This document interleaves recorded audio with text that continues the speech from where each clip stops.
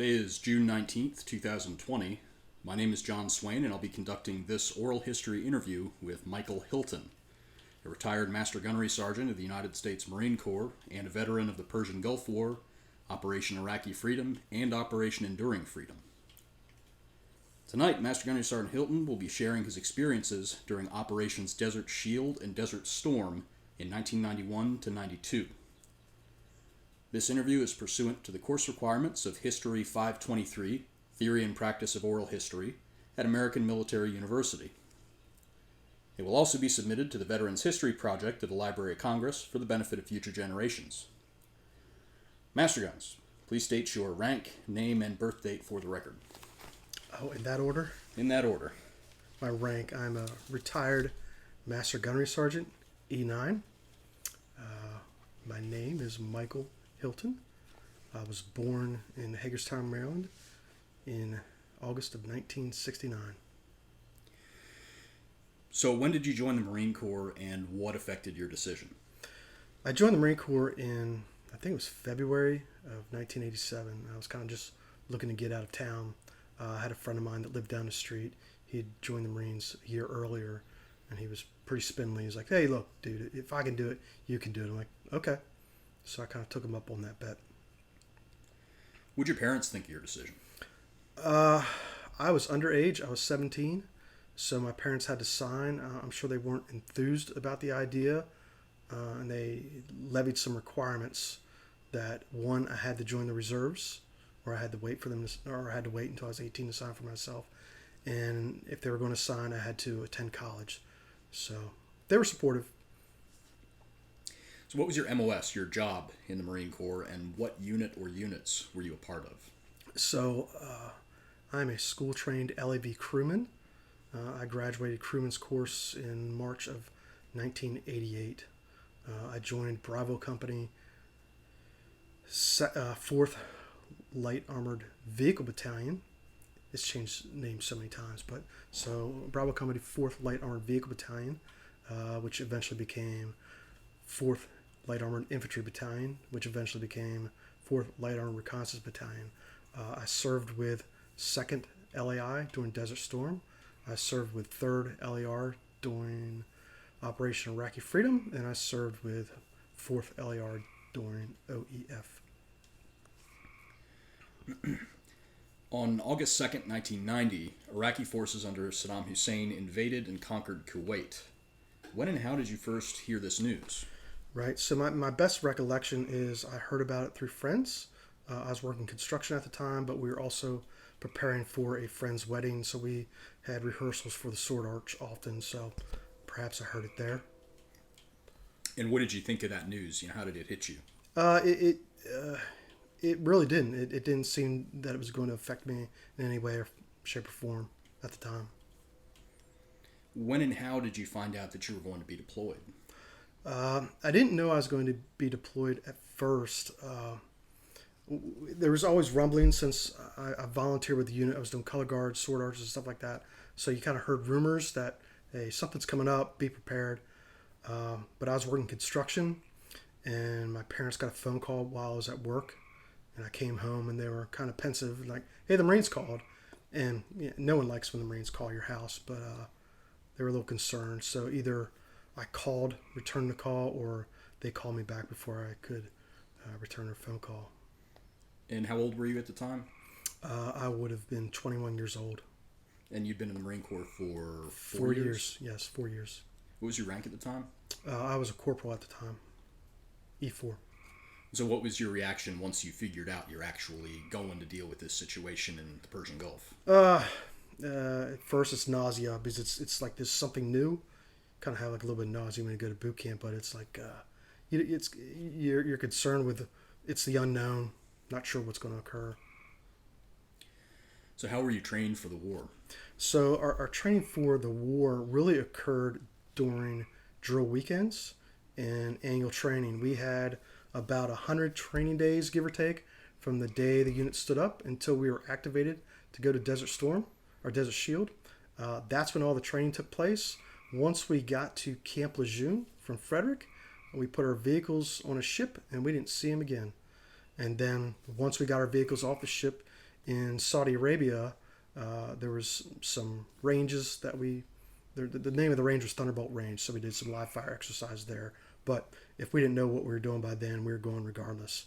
Did you feel like you were sufficiently trained? You got enough training before you went to the theater? Yes, because our instructor staff had done, that was their primary focus. When the unit stood up, their primary focus was get the Marines ready for combat. So what did you do to personally prepare yourself for the war? I don't think I did too much because I was running the jackhammer all summer. I was going to the gym, so physically, I mean, I was where I needed to be. Mentally, it was still a concern, but you kind of put that on the back burner and not think about it. What did you expect or anticipate the most? Just if we were going to be able to do our job and at least have a chance to do it properly. What did you think about your leadership before you left? I thought we had a good set of leaders. I mean, I was kind of low in the food chain, so I didn't necessarily see what was occurring at the officer level, but my platoon was tight. And your fellow Marines? We were real tight. Some good dudes. Who were some of your closest friends that you served with? So I had a couple. Mark Hittle, Rich Bowers, Ray Campbell, Mike Collins, Sean Shea, Ron Hefner, and Lou Ponticus. I still keep in contact with some of those guys. And who were some of your mentors, in this time? So my primary mentors were actually on the I&I staff. There was the I&I First Sergeant, First Sergeant Rogers. We're still really good friends. He's a retired Sergeant Major. The other mentor, he was the training chief. He retired as a Gunnery Sergeant, and I still keep in contact with him. And then we have our company Gunnery Sergeant. I was able to lean on him a good bit during some of those trying times, and then also my platoon sergeant, Sergeant Bajent, Staff Sergeant Bajent. So less than a week after Iraq invaded Kuwait, the first American service members were deployed to Saudi Arabia. When exactly were you deployed? So we were deployed a couple days after Christmas. So we were activated the week of Thanksgiving, and so we were able to spend Thanksgiving at home.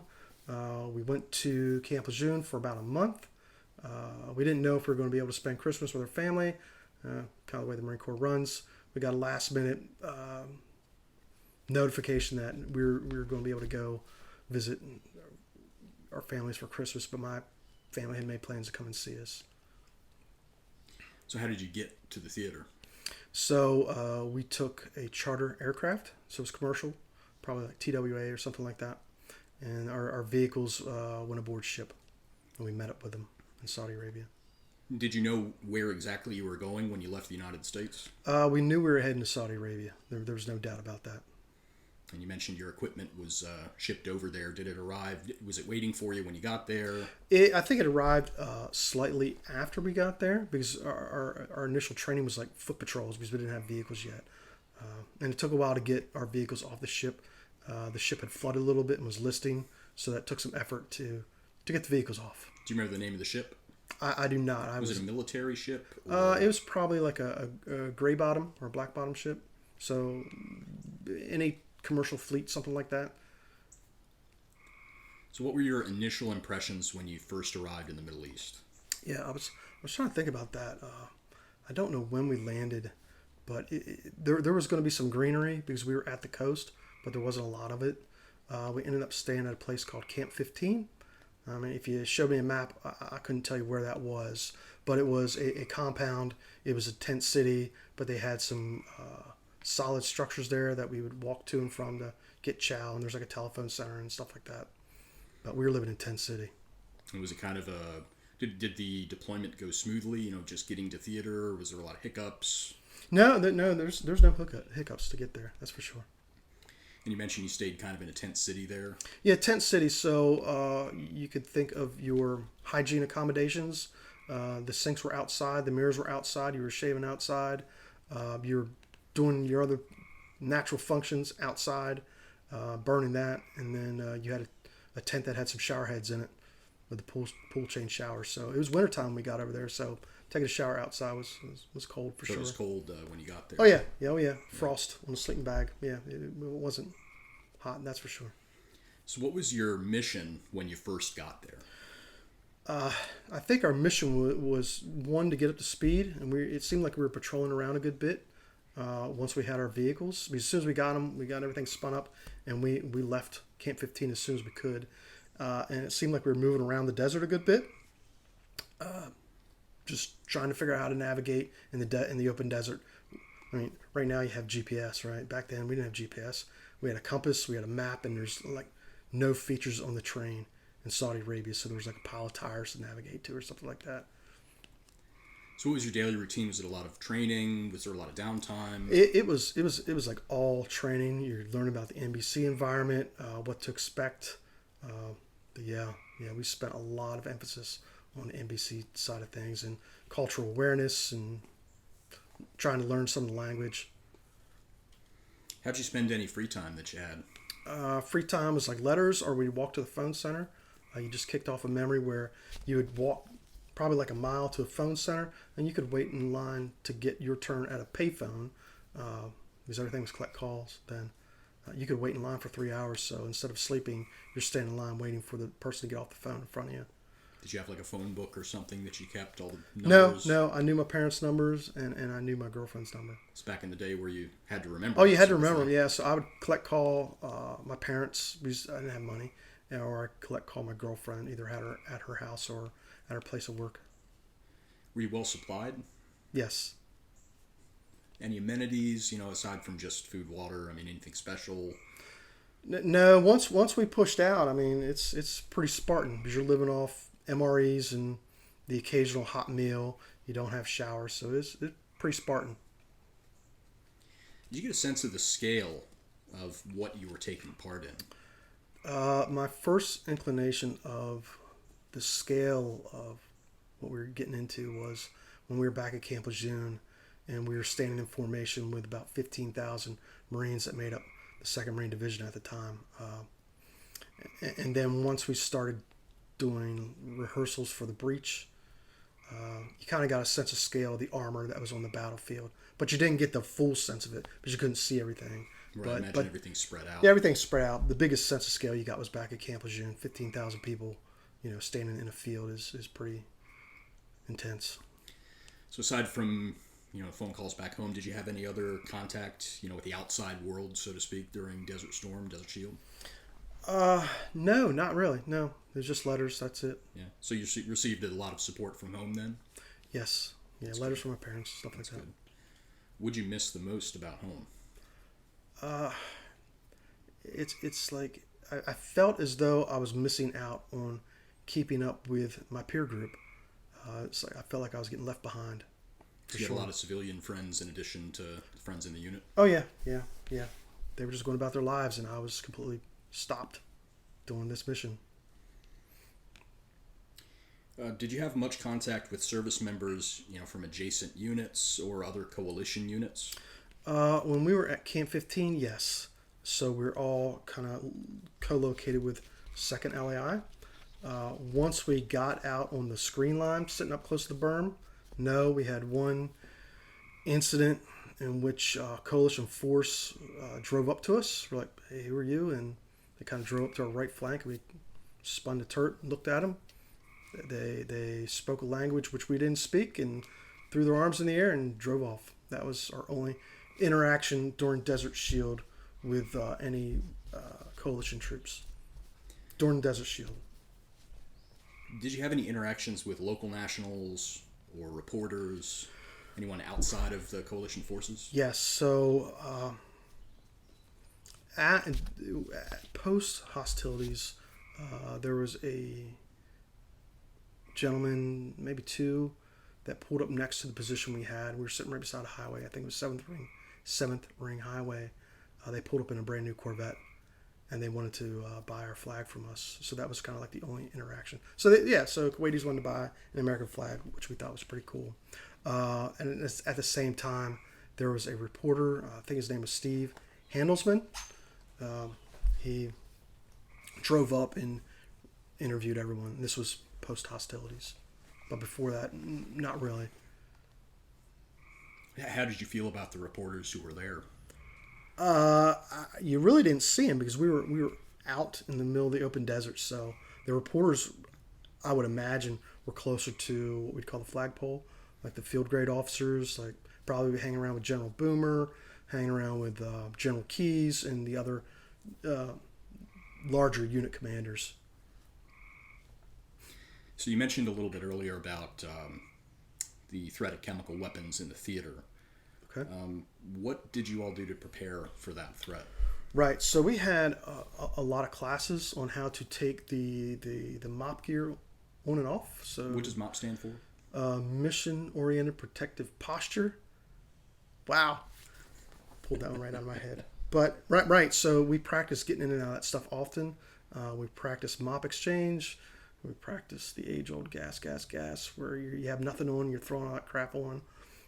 We did that often because we needed it often once Desert Shield really kicked off an air campaign, because we were on the receiving end of Scuds and everything else on more than one occasion.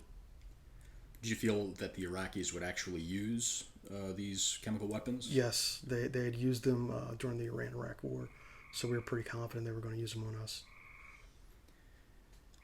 Did you do anything to prepare for the possibility of being killed in action? That would have been more or less around Christmas, when I had to say goodbye to my parents and my girlfriend. You kind of said goodbye, you cried about it a little bit, maybe you cried about it a little more, but first time I ever saw my dad cry, so he was pretty upset sending his only son off to war. But yeah, you kind of said goodbye then, and yeah, I really didn't think about it. Did you write a letter or anything like that? No. You filled out a will? Yes, so did all the legal stuff before we drove. So when the unit got activated, that's like one of the first things we did, besides getting stuck with a bunch of needles and getting all of our shots, was go to legal, and if you need a will, get a will. If you need a power of attorney. So my parents had my power of attorney. I mean, I really didn't have anything to get rid of because I was 21 and had nothing. Amazing experience filling out a will at age 21. Oh yeah. I've done it thrice. It's not fun.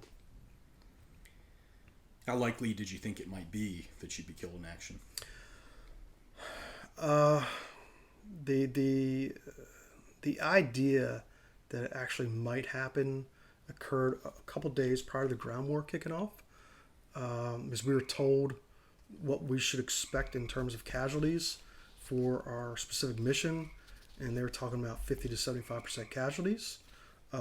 They related it in terms of, hey, you're the tip of the spear.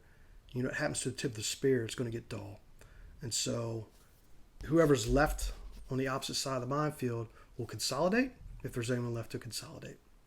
That's how they worded it. And so at that point, you're like, yeah, this is real. And I remember after that meeting, kind of staying around, waiting for one of my friends, just kind of shake his hand, knowing that, in a couple of days, he and I both could be dead. Pretty surreal. When was the first time you felt a sense of being in danger? That would have been around the time of Kafji, probably a little afterwards. We were moving up behind units that are already set up on the berm. I think we had 6 Marines in front of us. It was the middle of the night. We were pulling into position behind them, and we had already set in. I was writing a letter home. And I'm sitting down in the turret of the LAV-25, but I'm sitting writing a letter home. Can't see anything. And you could hear the scream of a jet overhead and this huge explosion, and the sky lights up. And so you kind of pop your head out of the turret and kind of look and see what's going on. You could just see this huge cloud in front of us, and you hear the jet kind of screaming. It came in from left to right. And then Dash 2 was coming in. They dropped right in the same spot, and it highlighted some of the vehicles in front of us. And eventually you heard the radio kind of come alive, and we had comms with that unit in front of us. And it certainly wasn't pleasant listening to that over the radio. But I can tell you without a doubt, it was really hard to stand because my knees were knocking pretty good. So it was definitely a chore to stand up. Can you just briefly describe, so you were in an LAV-25 at the Yes. time. Can you just briefly describe that weapons platform? Right, so an LAV-25, the 25 stands for 25 millimeter cannon. The LAV stands for Light Armored Vehicle. They're made by GM of Canada. It has 8 wheels. It's 8-wheel drive, all-terrain vehicle. There's some spec value for speeds over land in the water and such. But yeah, It's a small tank, but it's not a tank. It's wheeled and it's lightweight, unlike the Bradley, which is big and heavy. The Battle of Al-Kafji, which you just mentioned there, was the first major land battle of the Gulf War, and it lasted from January 29th to February 1st of 91. So what was your role during that battle? Right. So there are maps available. We were south of what would I call OP1, Observation Post 1. We were back at the battalion maintenance area, getting our vehicles fitted getting our vehicles fitted with thermal sights, because the oil wells were already on fire and they were burning images into our night vision equipment. So thermal sights gave us a good advantage to see right through that stuff. So we weren't part of it. We eventually moved up post Kafji, but we were not part of that engagement. Did you have any interactions with the enemy at that time? No, not at that time. How do you think that the Marines performed, the other adjacent units to you, during that battle?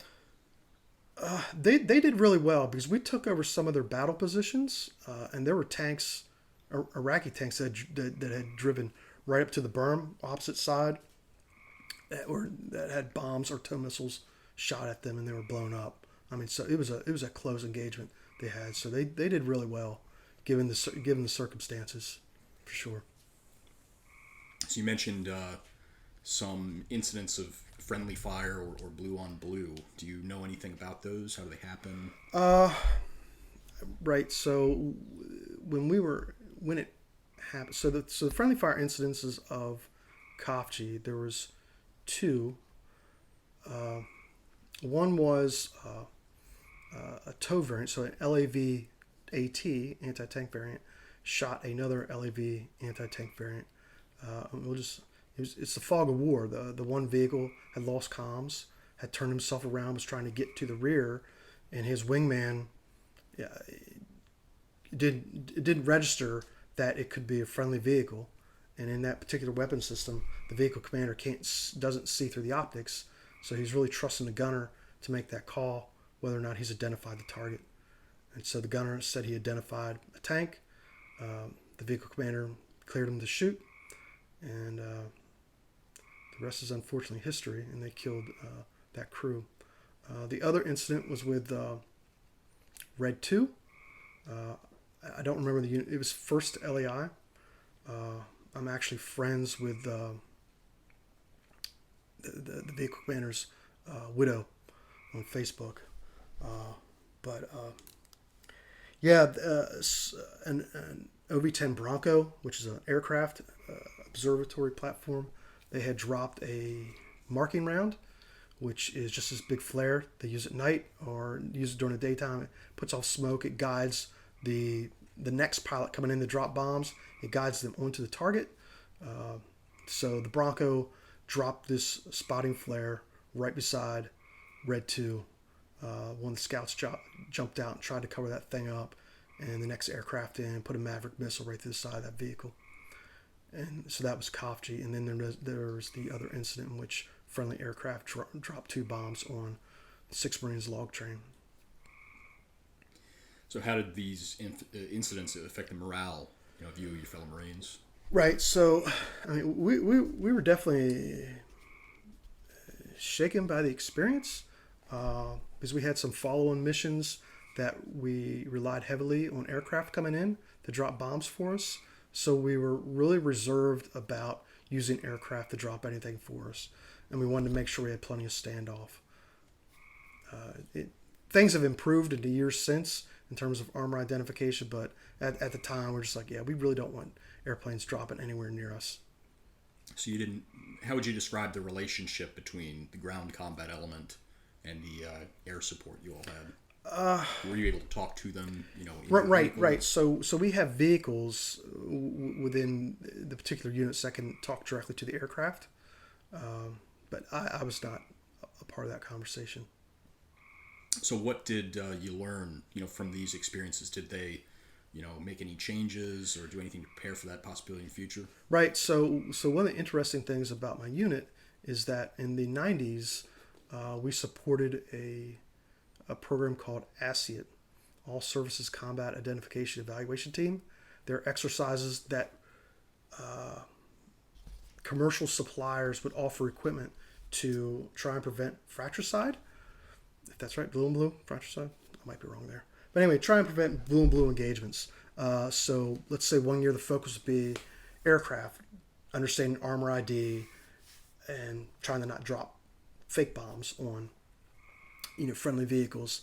Another part of the exercise may be ground units trying to easily identify each other. But yeah, so our unit helped test those early on units that you now see deployed throughout the United States military to prevent blue and blue engagements and improve its situational awareness.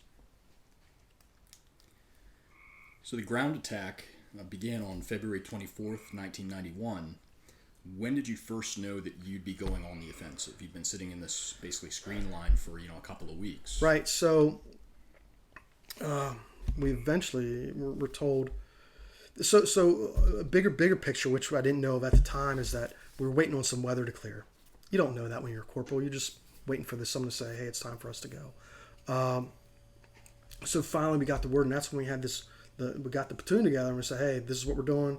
This is our mission." And we were kind of debating, like, did we get a good mission? Did we get a bad mission? But I guess we kind of figured we got a pretty decent mission out of that. Did I answer your question? Kind of lost my place. Yeah, when you first sort of got the word. That Right. So it had been like a couple days prior, I think, so we would have started that mission on February 23rd. So if you go back and look online, look at footage of President Bush saying the ground war has kind of begun. Yeah, he briefed at like 2200 on February 23rd, and we were already kicking it on the 24th Kuwait time. Would you expect? I don't imagine there was a ton of time for you to sit around and reflect. I'm sure it was, kind of a frenzy, getting into position and everything. Well, it was. So our mission was to mark the breach lanes for the 2nd Marine Division. So it was a mission that required a lot of stealth. So we had departed. We crossed over the berm. It was still daylight. And then we waited until after dark to move to our attack position.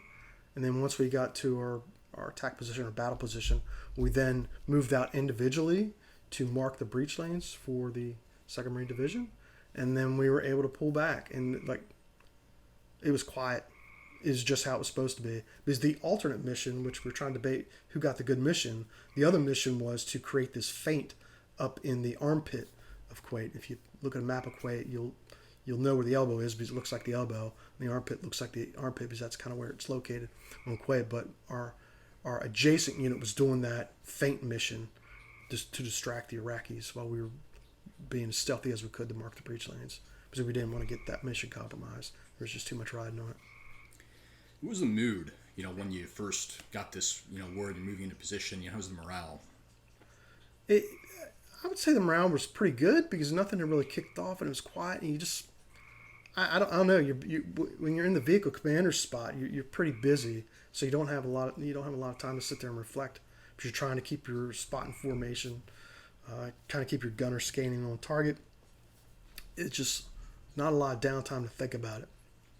I imagine we thought about it once we pulled back around 02:30 on the 24th Kuwait time. We had a little bit of time to think about it before the ground war really kicked off. You talked a little bit about your mission. How did you feel about what your unit was being tasked to do? Did you feel like you were being allocated correctly? It was a good mission? Yeah, it was definitely a good mission. I mean, if you think about it, you had the Marines, probably about 15,000 on the ground. You had the Tiger Brigade from the United States Army that was attached to the United States Marines in the 2nd Marine Division. So the 2nd Marine Division was going to be armor heavy because we expected a huge armor conflict once we got across the border. It was a good mission. Even though we weren't expected to live through it, we were expected to at least say, here's where you need to go. And if that's the only thing we completed that says, here's where you got to go, then that was success. And we were able to do that successfully without any losses. So maybe back up just a little bit. How exactly did it start? What's the first kind of foray into clearing these breaching lanes that you experienced? Right. So like I said, we marked the breach lanes, and we were finished with that mission around 02:30 Kuwait time. So it was still been the 23rd back in the United States, and we slept. And then around 04:30, that's when we got woken up by this massive artillery barrage, just hitting right across the fence in front of us. Oh yeah, artillery. Yeah. No, it was friendly artillery. So we were doing a prep fire. We did long prep fire, and we were dropping. So we had significant artillery prep fire going out overhead. We had aircraft dropping bombs out in front of us, and we were just waiting for 2nd Marine Division to come clanking up on the trucks and the tracks and stuff like that. It was pretty cool. Artillery, like rocket artillery, 155s. Right. So I don't know if the Marine Corps had MLRS back then. So we were definitely had guns. We had regular artillery going over top our heads. Maybe 8-inch guns back then. And the other stuff, yeah. Pretty big, pretty loud. So how heavy was the resistance during the breach? Right. So there wasn't much resistance during the breach. We fell in line behind units that had passed through us. So it's called that a forward passage of lines. So the larger force came right through us, just like the textbook says they should. And then once they had established stuff on the far side of the first mine belt, we fell in behind them, and we drove through the minefield. And there was very few Iraqis in that minefield area or in between the belts. So there wasn't much resistance at all. It's not what we expected, but there's hardly anything. It wasn't like you're storming a beach and machine gun nests everywhere or Normandy or anything like that. It was relatively quiet for what we were doing. What was the biggest enemy threat to you, in an LAV-25? It would have been well-placed artillery. You're fine. Everyone's supposed to button the hatches on top in case they're dropping stuff overhead.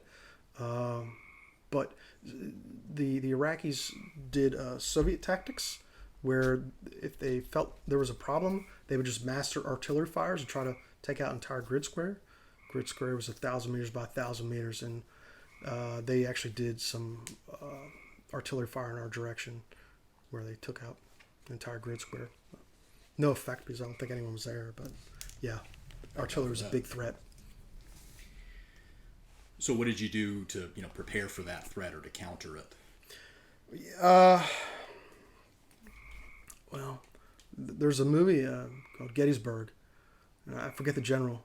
I'm sure you can figure that out. Maybe Lowell Armistead. They're under fire, and he says, "One place is as good as the next," and so you just stay there. You don't move. There's nowhere to go.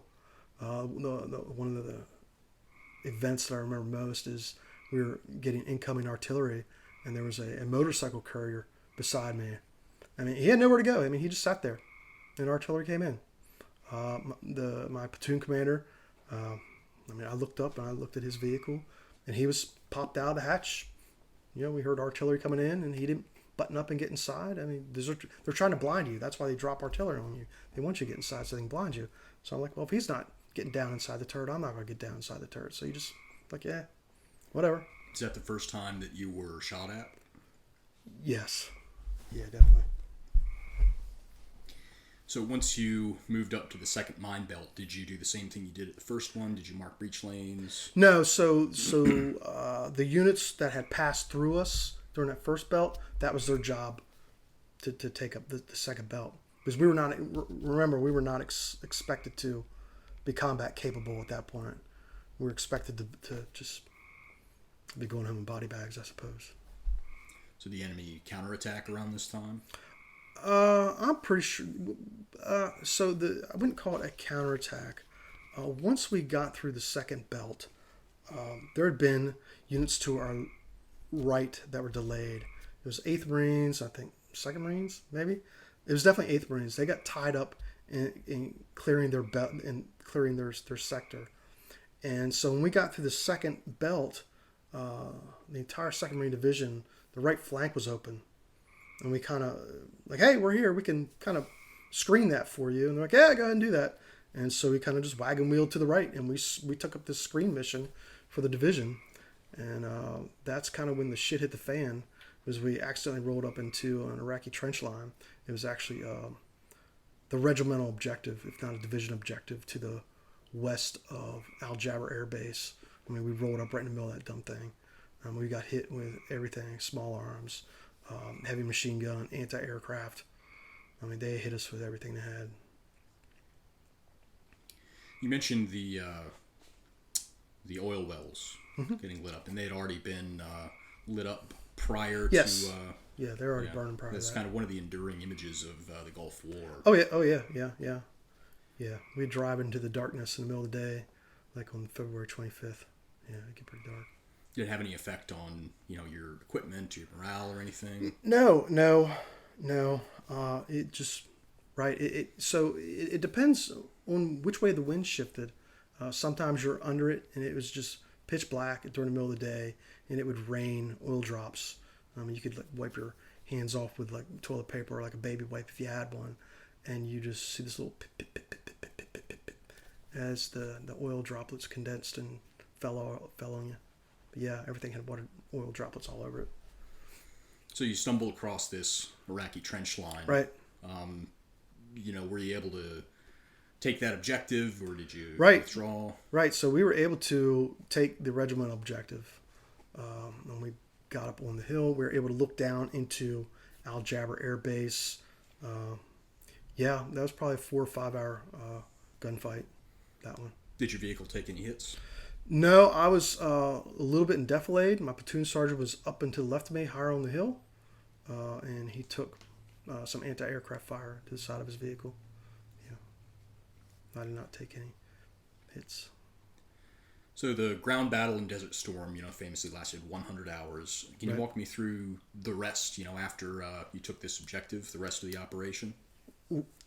Yes, yeah, I think I can do that. So, like I said, the battle west of Al Jaber Air Base, that probably went on 4 or 5 hours. And at that point, we had 8th Marines had already cleared, and they were driving in front of us. It wasn't their objective to take the airfield or any of that. I think that was 1st Marines, 1st Marine Division that was going to take the Al Jaber Air Base. That was not in our zone. And so we were doing we had to do a resupply. So we had to go see the company gunning and top off our ammo because we burned through a bunch of ammo.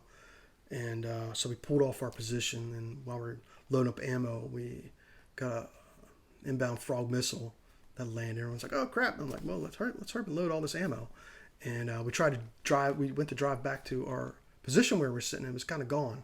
I mean, there's shrapnel everywhere. So had we not been going to get ammo, we'd have been smoked for sure. And later that night, so this is the 24th. Later that night, we shifted north. So we're kind of north and west of Al Jaber Air Base, with the goal being that 1st Marine Division was going to push through out to the north of Al Jaber Air Base. The enemy was going to flee, and we were just lined up in a screen to shoot them as they tried to flee. And then that was an interesting night. The other thing that occurred is when we woke up in the morning, 8th Marines was kind of out of place. And so they ended up swinging around and staring at us. And we were staring at them, but before they saw us, they saw some of our vehicles behind us on the hill. So they were hitting us with tank fire and whatever they had. They were dropping artillery right on us, DPICM, like dual purpose improved conventional munitions. It's air burst stuff, and it's designed to penetrate tanks and destroy them. So they were dropping that right on our heads. I remember my gunner saying, "Hey, if that tow guy, one of the Humvees with tow weapon system mounted on, he's like, hey, if he shoots at us, are we going to shoot them?" I'm like, "No, I prefer not. No, but we don't want to get into a firefight. We don't want friendly fire." And we were at least able to, by luck, or there's only so many frequencies. Someone was operating on the same frequency they were. We're like, hey, wave off and cease fire. And like, oh, okay. And we got them kind of oriented the right direction. And then that would have been the 25th. So on the day, so the rest of the day of the 25th, from what I recall, as we shifted, it seemed like we drove like from the right flank to the left flank, and then we were set up behind tanks and Amtraks. And as we were sitting there, we started receiving incoming artillery, and the first round I saw dropped right behind triple AV Amtrak, maybe 100 meters in front of us, and all of a sudden you see the round explode, you see the Amtrak scoot out of the way, and my driver's like, "Hey, did you see that?" I'm like, "Yeah, I saw that." He's like, "Are we going to move?" I'm like, "No, we're just going to sit here. I mean, where are we going to go?" It's like a parking lot.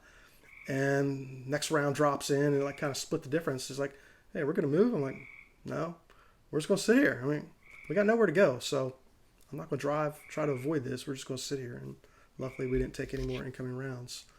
And then that night would turn into probably the darkest night I've ever been part of in my entire life. It was like pitch black. We were using NVGs and night vision goggles. Night vision goggles, sorry. And I wanted to test how dark it was.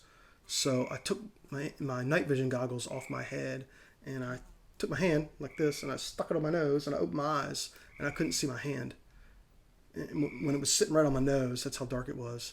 And so trying to go from vehicle to vehicle to establish security with night vision goggles, you take a step, you'd sweep your head left and right. Take another step, sweep your head left and right, because you didn't want to get lost, because you're going to get lost. So that would take us through the night of the 25th. The 26th, so when we woke up, we had accidentally driven into an Iraqi trench complex.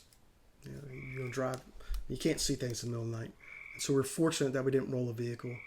That was kind of the 26th. We ended up moving more to the north. I think our mission was to clear out Iraqi army barracks. And then the 27th, I think we were getting tasked to go to Basra, so to keep on pushing around. But eventually, the ceasefire was called, and we kind of were just held in place at that point. Did you ever come into contact with the Iraqi Republican Guard? No, did not.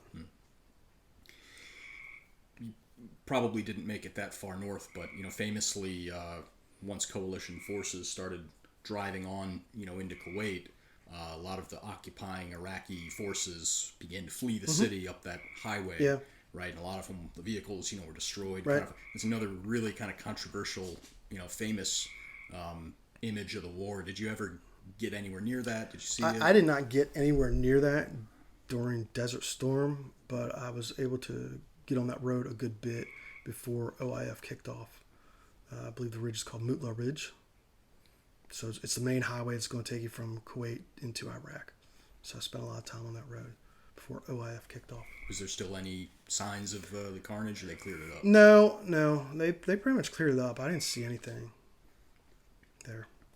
So did you take prisoners of war during this time? Right. So on the day one of the ground war, which would have been the 24th, when we got to that Iraqi trench complex, and we could see down to Al Jaber Air Base. Like I said, the Iraqis were shooting at us with everything they had. Mortars, artillery, heavy anti-aircraft weapons. But we'd shoot at them, they'd shoot at us, we'd shoot at them. They'd shoot at us, we'd shoot at them, and they'd throw up the white flag and they'd walk towards us. Our unit was credited with taking either 600 or 700 POWs that day. And they just came in masses of like 25 or 50. You just kind of turn around and say, "Hey, just walk that way," and hope they did, because you couldn't do anything with them, because you weren't allowed to just let your momentum stop because you're taking POWs. You're like, "Hey, just walk that way," and they're all herded up and fed, and they were like happy to be out of the losing end on Desert Storm. That's for sure. Because a lot of them were conscripts, so they didn't want to be there. And they're just like, and they'd come up to you like, "What took you so long?" It's like, "Well, got to prep fire, you got to do all this stuff. Sorry, we weren't trying to take our time, but sorry." What was your impression of them? You talked a little bit about that, but yeah. I mean, they just seem to be thankful to be done. Yeah, I mean, there's probably a few that tried to kill us up close. I'm pretty sure that happened, but yeah, for the most part, they were just thankful to not be getting pounded by artillery and aircraft for days on end. Because every time they moved, we dropped something on them. I mean, I can't imagine. Were they young guys, old guys? Kind of I think it's probably like a mix. Yeah. Did you have any personal interactions with POWs? Did you get to speak with any? No. Okay. No, I did not. So when were you notified about before we go on to the cessation, is there anything else you want to say about that 100-hour ground campaign? Anything we might have missed or overlooked? I think we got it. I mean, I got a bunch of notes, but it's just a bunch of notes. I think we covered glossed over 100 hours pretty quick. So when were you notified about the cessation of hostilities? Right. So I remember, like I said, we were getting ready to push to Basra, and we just overheard on the radio, like, hey, ceasefire. Like, okay. Now what? Go home? Did you feel like, did you get the sense like the carpet's pulled out from under you, or, kind of, did it surprise you that it just kind of happened like that quickly? No, because I was a corporal. I didn't, if there was like politics, I don't know. I was too low on the food, on the food chain. So how and when did your mission end? Right. So that was the interesting thing is, up until I think the time we put our vehicles on, cleaned them up and put them on a ship to go home, our CO was reminding us, we still have a mission. It's like, really? What is it? So, but we had a show of force after cessation of hostilities. Our unit was spread around probably 6th Ring Highway, 7th Ring Highway, and around the Kuwaiti International Airport. So we set up, not checkpoints, but we just set up alongside the highways. It's like, hey, we're still here. We didn't go anywhere. Yeah, I'd have to look at a map to tell you, oh, yeah, here's where I was. I mean, because the highways haven't changed in 30 years. They're still where they used to be. Did you feel that you'd accomplished your mission? Yes, yeah.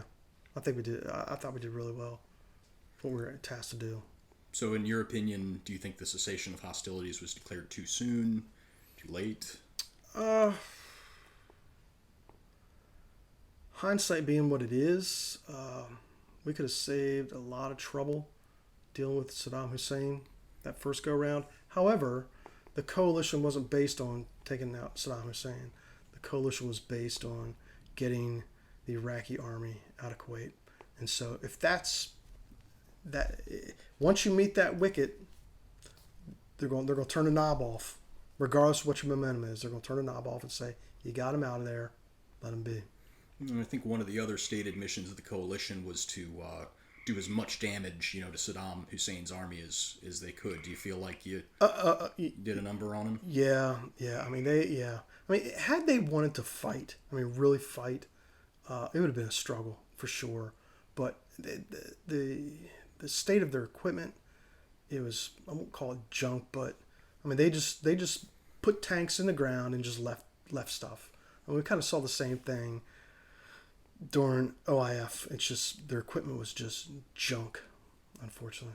Not maintained well. Not maintained well. Not a lot of discipline. No, not a lot of discipline.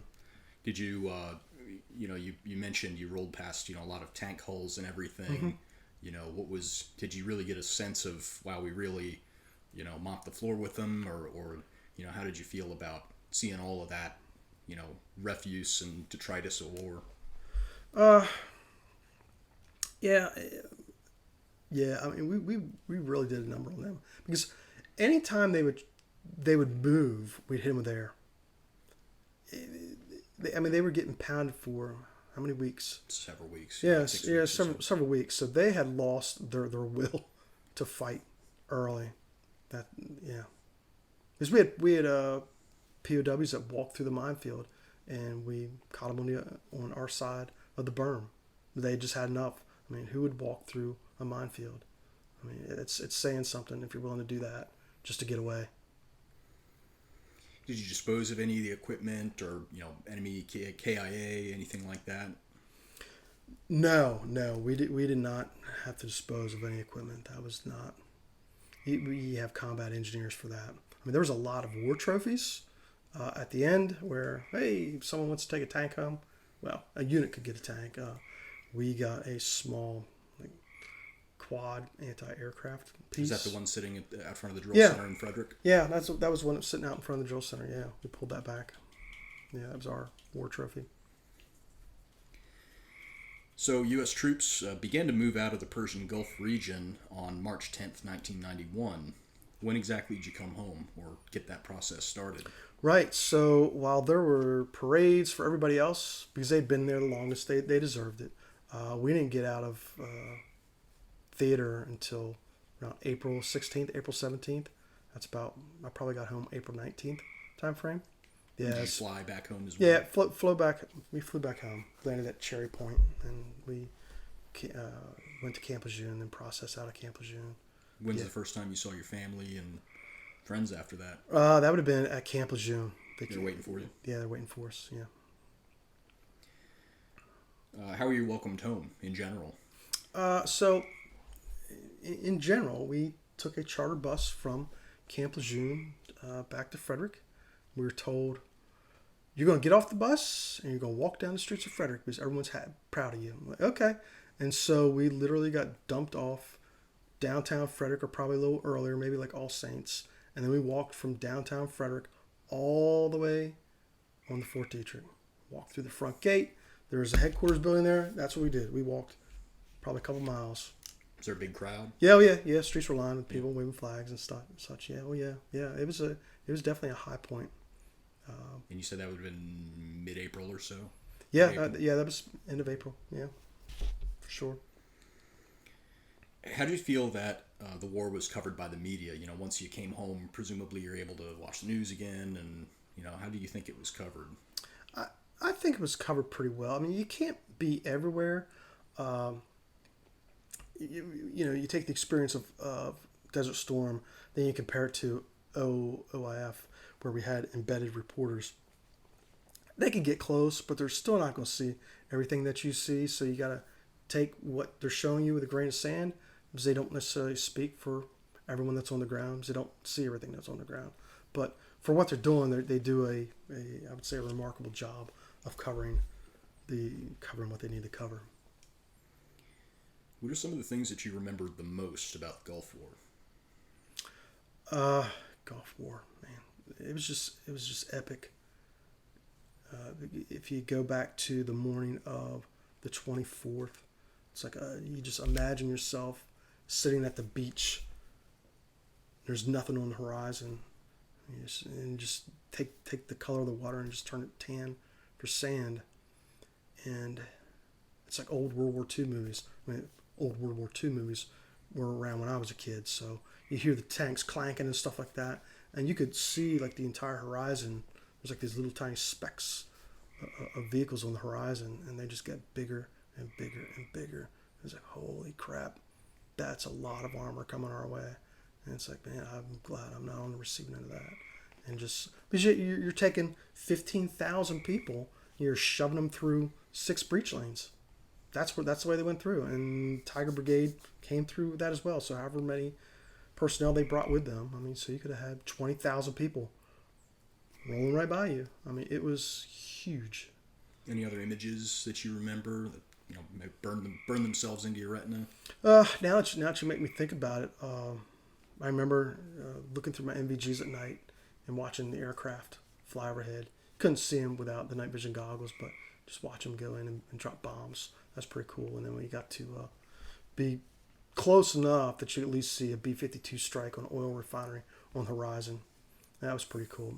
The one incident, I guess we really didn't cover it all, was that during Desert Shield, it was around February 19th.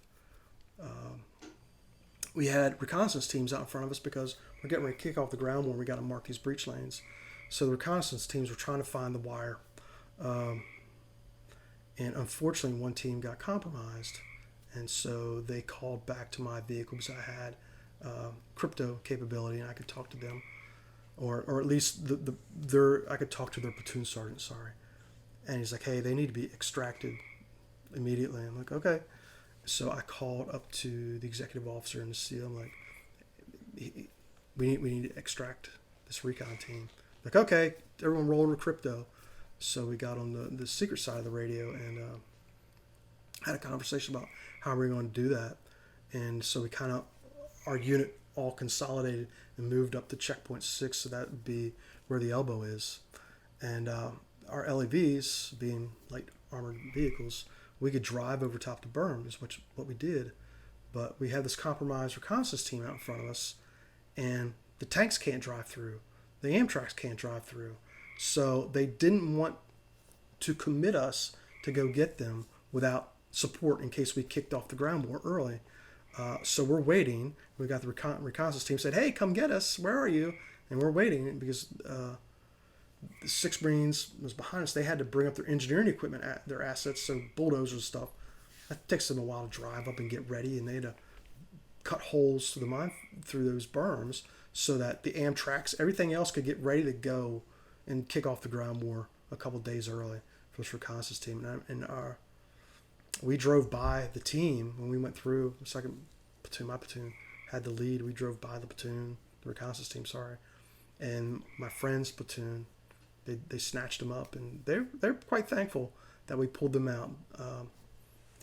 Because is my understanding that the after action of that was they had a column of armor heading their way, and so we didn't know that at the time, but so we had friendly air taking out this column of armor that was coming after us.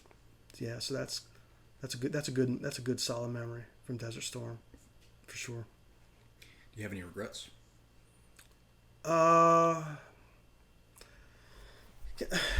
It's hard to call it a regret because there's this. I mean, it's the nature of combat. When we got through the second belt, and we were coming under fire, my gunner kind of had a meltdown. We had too much ammo in the ready box, which is hindsight. That was our fault, and so he couldn't figure out how to get the weapons system into action. So I'm like, dude, just get out of the turret and I'll take care of this myself. So we kind of swapped spots, and we fix the issue, and I get him back in the turret, and there's some dude like running around, kind of like what I would do. You're getting everybody, you're getting the fires, saying, "Hey, here's your target, shoot." So there's this Iraqi just running around in front of us, probably a couple hundred meters out, and I tell my gunner, I give him the command, I'm like, "Hey, troops in the open." He's like identified, and I tell him to fire, so he lets off a burst of M240, and you can see the dust kick up. The guy's still running around. I'm like, "Hey, you're short, got to come up a bit." And so I told him to fire, and he let that second burst loose, and that guy dropped. And that kind of will sit with you, for sure. That'll stick with you, yeah. Yeah. I wouldn't call that a regret, but that definitely sticks with you, for sure.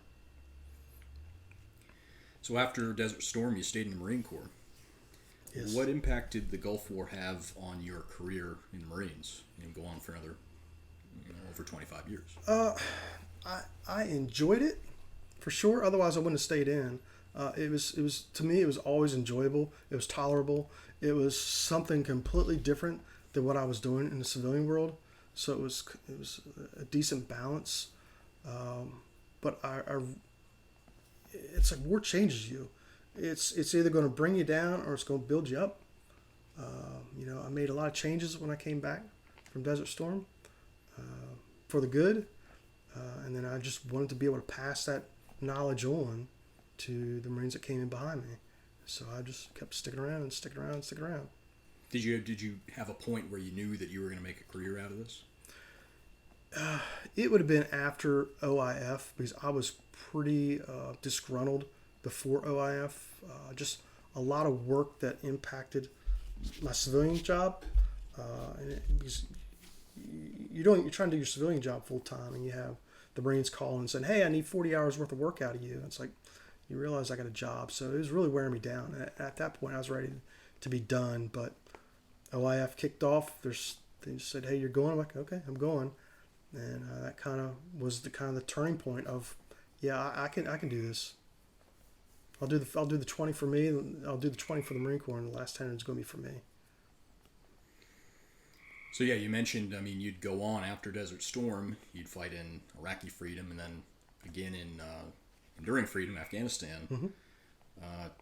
I find it really interesting because no American since the World War II generation has really gotten the chance to fight in 3 separate wars. Did the experience of the Gulf War affect you? You know, when you went into OIF, when you went into OEF, you know, did it make you more reticent or more aware, maybe more scared? I was definitely scared when OIF came up. I mean, I was a college graduate. I had a great job as a mechanical engineer. And I just started a new job, and 9/11 comes around. It's like, oh crap. And it's like, it's selfish, but you're like, how is this going to impact my life? Because you know it's coming. I mean, you take that many casualties from a terrorist attack, it's not going to go unanswered. And then so you get used to the idea that it's not going to go unanswered, and then there's like silence. It's like nothing coming. It's like, oh, okay, yeah, we're probably going to get by this. And they're like, well, you should expect to get activated here. Well, that day comes and goes, and it's like, yeah, that's not going to happen. And then when they're like, hey, you know, you're really going to get activated, and the gears really start turning, like, oh crap, I really don't want to do this again. Because you know what it is. You know that you survived something. You know you survived war once. It's like, what are my chances of surviving war again? So I was definitely concerned about OIF, and definitely concerned about OEF for sure. Well, Master Guns, I definitely appreciate your time. Last question here.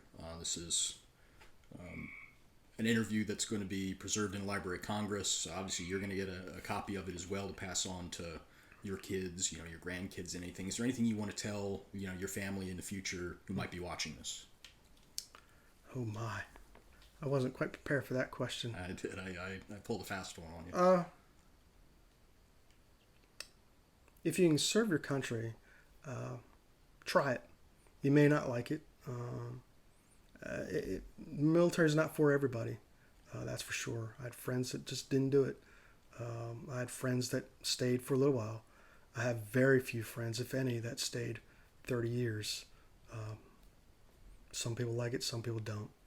If you decide to join, do your time and get out when you feel it's right. All right, Master Guns, thanks again. Oh, you're welcome. Appreciate your time. Sure. I hope I answered your question. I'm sure you did. Thank you.